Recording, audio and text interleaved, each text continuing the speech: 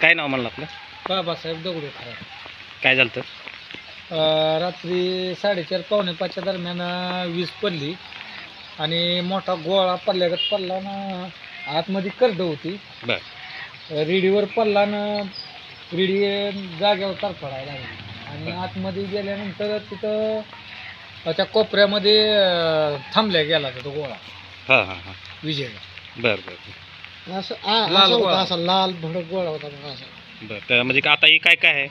आता हे पाठबोकड आहे. पाठबोकड आहे आणि एक म्हैस म्हणायची. एक म्हैस, रेडी आणि एक मस्त 2 शेळ्याच म्हणायचं. हां.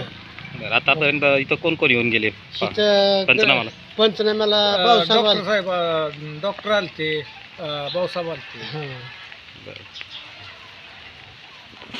किती वाजता झाली घटना? आहे 4:30 पाठ झाली.